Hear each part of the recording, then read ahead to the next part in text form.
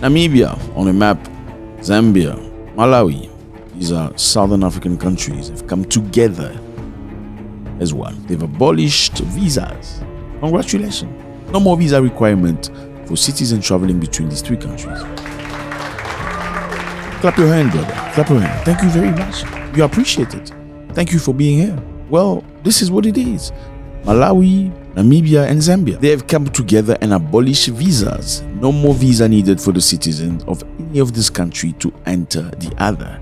Obviously, this is aimed for an integration of these countries and greater tourism. This aligns obviously with the goals under the Southern African Development SADC, facilitating freedom of movement. SADC is these countries, including South Africa and all of that. But it's not functional. It's basically these beautiful ideas of bringing Africans together. Oh, let's work together. We are brothers after all. You know, white people came up with all these borders. Okay, let me give you context. I know you're probably American or from the Caribbean and not necessarily understand. And this is your first time. We like you here. Thank you. My name is Zack. We appreciate you. We like you here. We want you to stay. Please click on the button and subscribe so we can see each other every single day. Great. We talk about most African countries every single day. This is the map of Africa. As you can see, it's just a big land, right? Just a big land, one land. And this is the map of Africa after the white people came. Yes, you can clearly see the difference from this one where there's no countries and this one where there are countries. Now, Africa, in reality, there are no countries. It's just big land like this. But when white people came into Africa, where they were looking to steal, loot, and take away, because that's what they came for, they needed to have regulations. What regulations? They basically went to Berlin. Berlin is in Germany to have a discussion. French, British, Spanish. Yeah, they sat down and had a discussion about Africa. What's discussion? Where Africa was not invited at the table. Simple.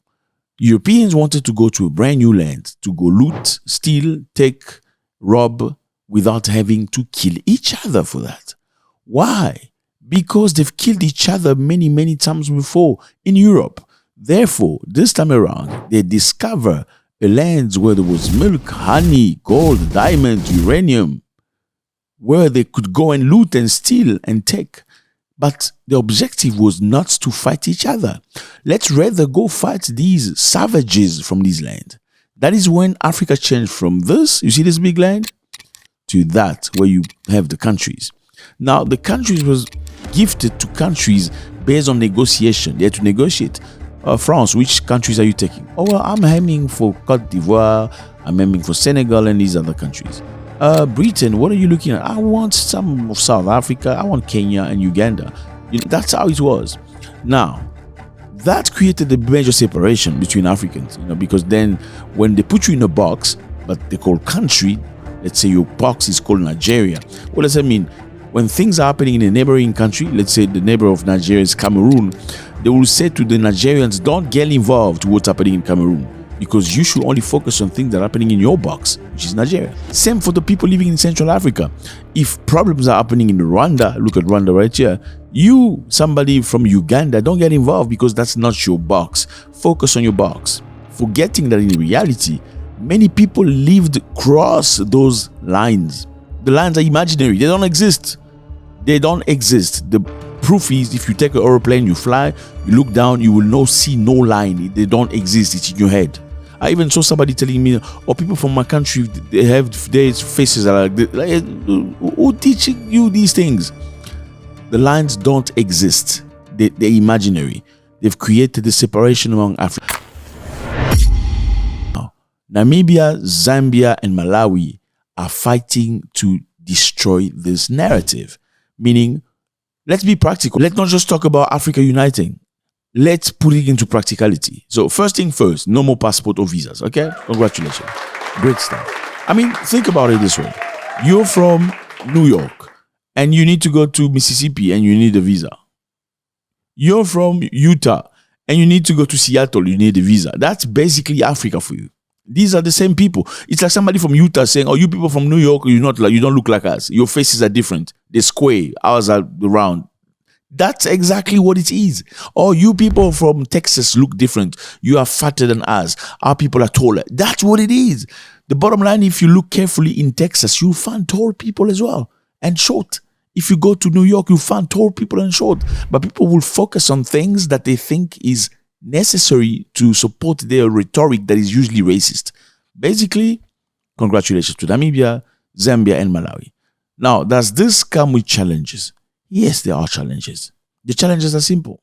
Sometimes when people grow up in the same environment, same mentality, they tend to have tendencies. And we're not talking about physical tendencies. There's no such thing. Okay? We're talking about behavior. We're talking about operating. Let me give you a simple example. If you go to East Africa, there is much less crime than Southern Africa. Now, how do people become criminals? Because they learn from their neighbors. Some people grow up in areas where there was no male figures or fathers. Therefore, they have to learn from the most influential person in the neighborhood. In many places, including South Africa, in many areas, that's the truth. Many people don't necessarily have fathers. Don't get pissed off. That's the reality. Many people do not necessarily have fathers. Well, not because they didn't want to have fathers, because there was something called apartheid that separated men and women in a drastic way. Therefore, the newer generation growing up with no fathers, what had occurred was they would have to look at the person that is the most influential in the neighborhood and try to copy that person. Now, maybe the person is a criminal. Maybe the person does bad things. Well, in East Africa, you don't see that.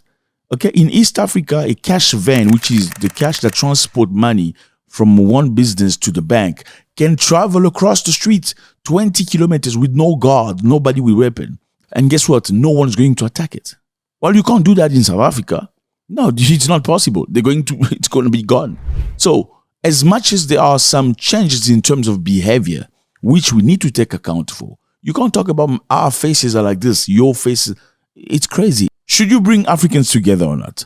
I think, unfortunately, there's no better way to move forward than bringing Africans together.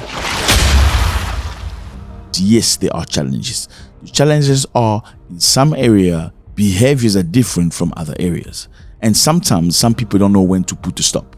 Look, behaviors don't necessarily have to be equal, but you need to know the limits and when to stop. In the same way where you go to a place where they give you a job and bread, you behave accordingly. Your disrespectful behavior, you leave it outside the door. In the same way when you go to the neighboring country or the neighboring culture, you should know how to behave yourself. If you find them respecting elders, I believe most Africans do respect elders. Now, if for whatever reason you get to a country where they do things different from you, you don't have to ridicule them. And that is unfortunately one of the things that creates resentment. And I'm going to give you a very simple example because here we talk very clearly. Nigerians in some, I know, yeah, you talk about Nigeria. You got to talk about, they're the giant of Africa. You have to talk about Nigerians. Nigerians in some places are not necessarily liked. Why? Because they believe Nigerians are boastful. Nigerians are arrogant. Nigerians do this and that. Is this truth? Well, not all Nigerians are arrogant, but what's truth is in most cases, Nigerians are very strong standing up. They are people that express themselves loud. They don't shy away. And because they don't shy away, in some areas of Africa, you'll be perceived as arrogant. Now, I'm not saying they're not arrogant. I'm saying if you go to somebody's house, you need to behave yourself. You can't tell them they are stupid, they are mumu in their own country. They will hate you. That's what I'm saying. So you as a human being need to learn how to make yourself liked by other people. Congratulations to Namibia, Zambia, and Malawi. The president of Namibia is doing tremendous work. It's a lady. It's amazing. Respect to her. She is pushing the country forward. Matter of fact, she even pushed away something. You know the guy that makes computers. You know the guy. You don't say the name. Don't put his face. The guy that makes computers. The big guy. You don't talk about him. If you talk about him, your video is slowed down. We've got reports saying that she rejected a request from him to test those medicine that women take to not fall pregnant. I'm not going to speak, you know what I'm saying? Because they've come up with something. You can take it and it keeps you babyless for 14 years. And we've got reports saying that he proposed and the lady said, no, you're not going to test that in my country. Congratulations. We're going to dive into that. We'll talk about it on our next session. Now imagine this is what these three countries would look like if they came together.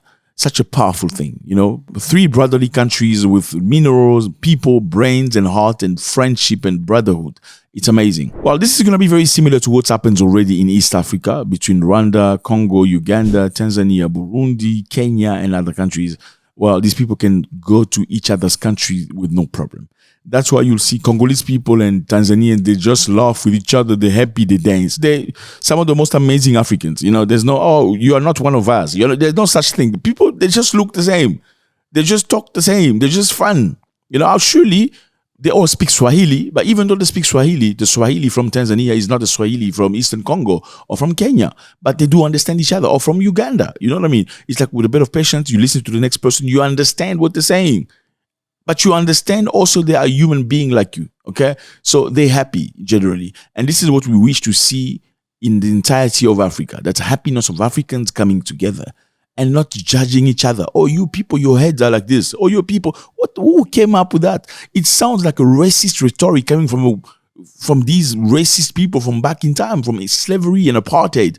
You people's heads are like this. Who taught you that? It's like you black people it's the same way. That has to change. Let me know how you feel about this, fellas. It was a great pleasure. Zambia, Namibia, and Malawi coming together now. No more passport, which was brought by the white man. The passport was created by the white man. Yes, passport and visas. People used to go to the next country, go marry a nice girl,